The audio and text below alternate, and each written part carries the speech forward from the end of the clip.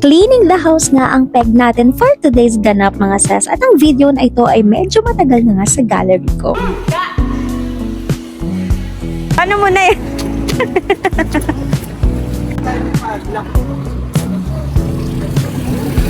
What's up mga sis? So papunta kami ngayon sa aming Dream house.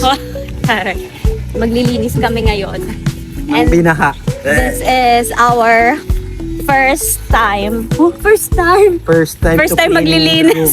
Ay, cleaning in the house. Wow, English. Yes, of course. First time cleaning. Yay! Ay, kakabagyo lang mga sis. Bagyo Christine. Titingnan namin kung anong ginawa ni Christine sa aming baler. Kung ano ba, kung nilipad ba yung yero o nasira yung tiles. Hindi naman. Kaya, let's go! Close mo!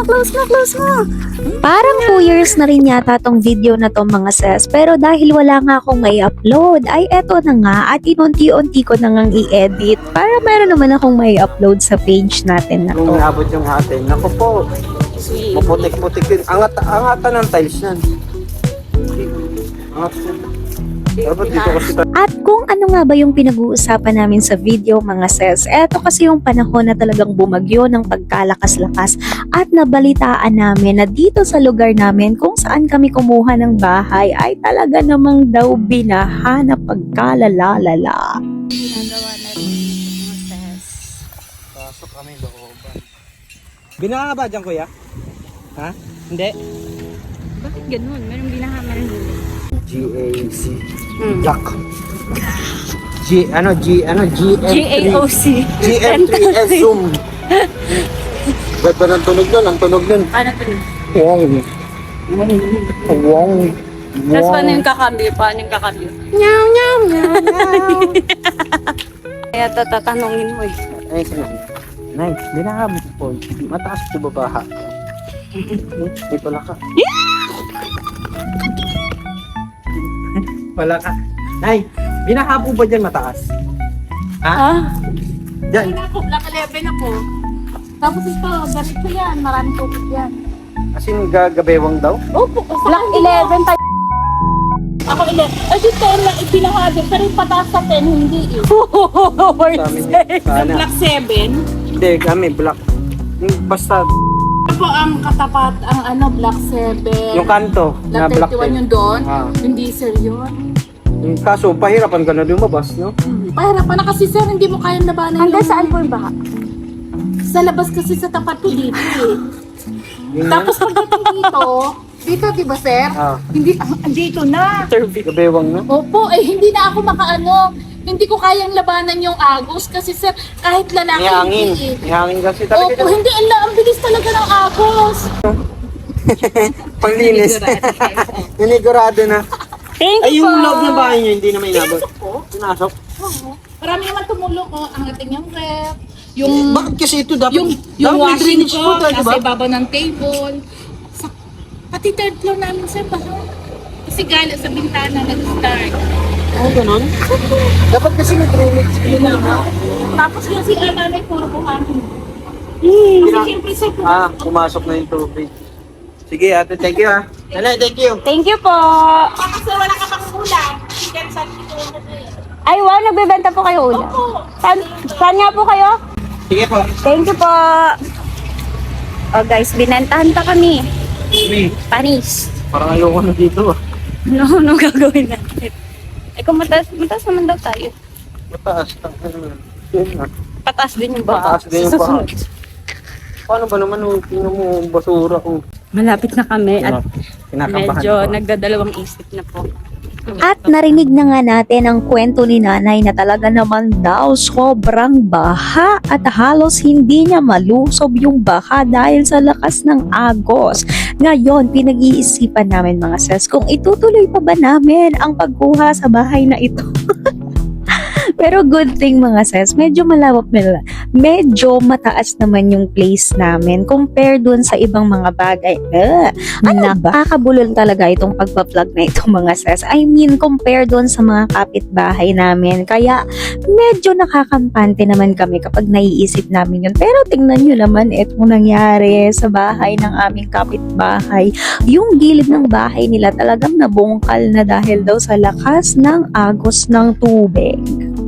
Hindi na ano yung sasakyan niya. Kita tayo. Binaha daw dito. Gatuhod.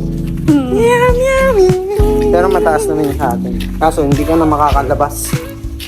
Dapat talaga pick up. Dapat talaga pick up. Ito na mga sis. May nakikibilad.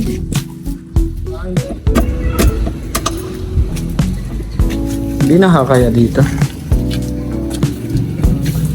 Uy, hindi sa amin binaha. Kasi kung...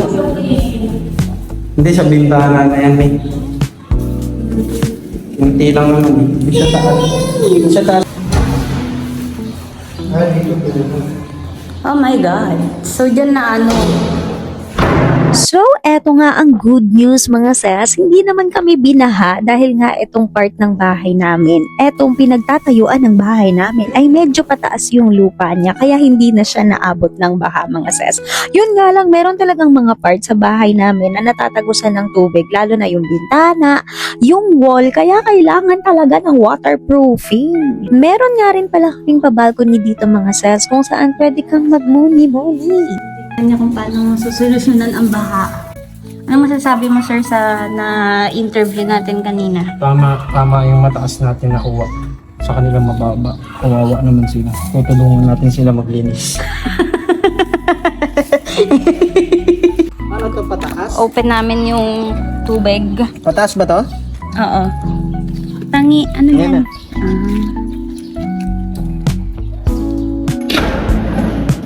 Try namin ang gabi ng ilaw mga sis. Ganda mo ng kapit ng ilaw. Nakasipay na lang ano kami.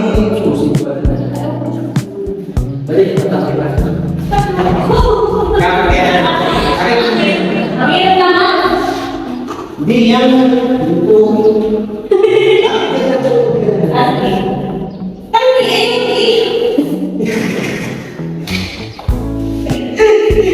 Ang hirap magkakit ng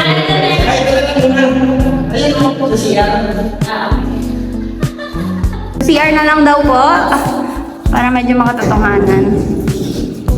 Kasi hindi gumagaling bumbilya, no? Bubbles. bubbles.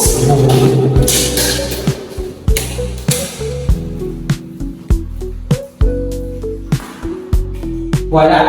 Bakit? Hawakan the water. Uy! Minom ka agad, Cobra.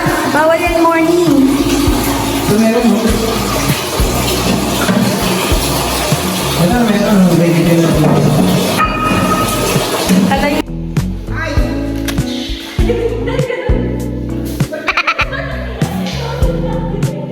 Simula nang makuha namin tong bahay na to mga sis, parang hindi pa talaga kami nakapaglinis ng bonggang-bongga. Kung hindi pa bumagyo ng malakas mga sis, baka hindi pa rin talaga kami makakapaglinis.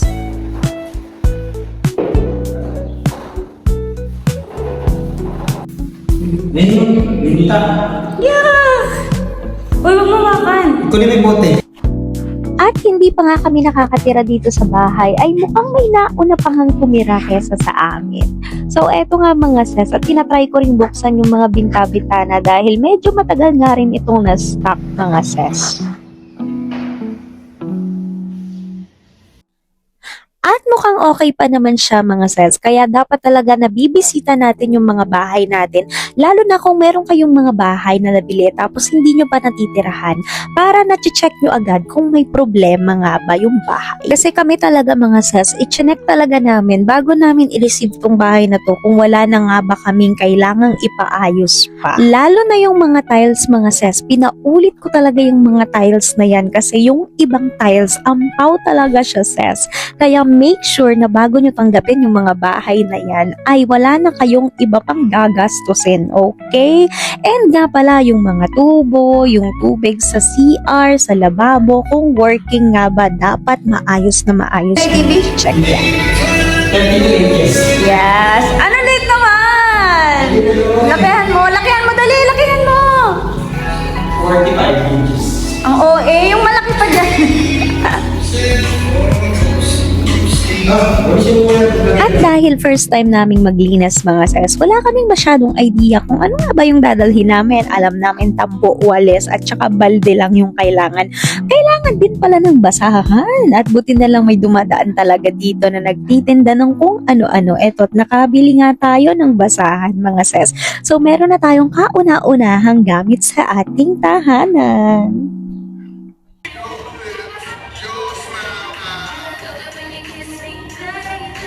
At kung bakit ganito ako magpunas mga sis, yung tiles kasi namin dito sa bahay, hindi ko siya maintindihan. Kahit ilang beses mo na siyang walisan, ilang beses mo na siyang punasan, meron pa rin siyang mga puti-puti na hindi talaga natatanggal kaagad-agad. Kaya tinry ko yung mga ganitong style kung e-effect nga ba. Mukhang umitim lang yung tuhod ko sis.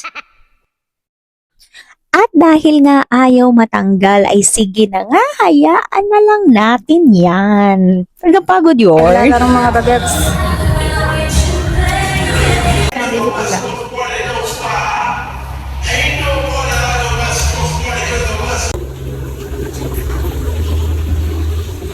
Da! May surprise ako sa'yo. Ha? Surprise! Saan mo May naglalakong basahan. May naglalakad? Oo. Bumili ka ilan yan? 3. Ayan. This is my gift. Kailangan mo na ba dyan? Kailangan mo na dyan?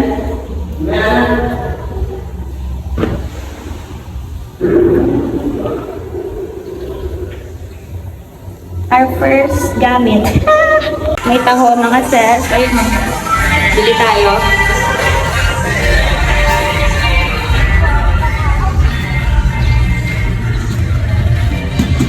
Magkano kuya? 220. 210. Guys, taho tayo.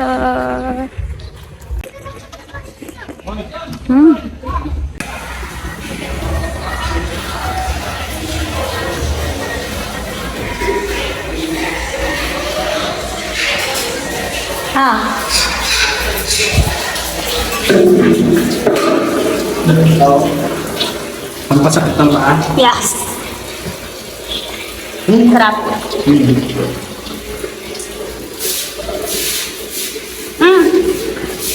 Doon, masakit ng paa lang. Ano mo na? Ayan.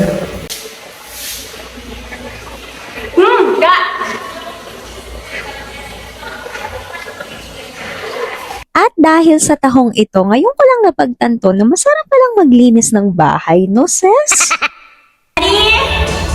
Action! Ayaw! Sige mo muna dyan. Maliwanag! Yes, ang taray naman.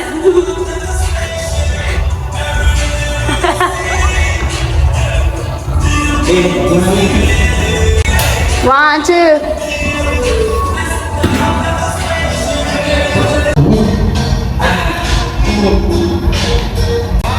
Parang ako naman nalinis ah. At after nga ng linisan session mga sis, ay medyo nagpahinga-pahinga rin kami at mukhang siya lang naman ang napagod para sa ganap na ito. At ito nga, at ito nga, nag-i-imagine na yung lolo nyo.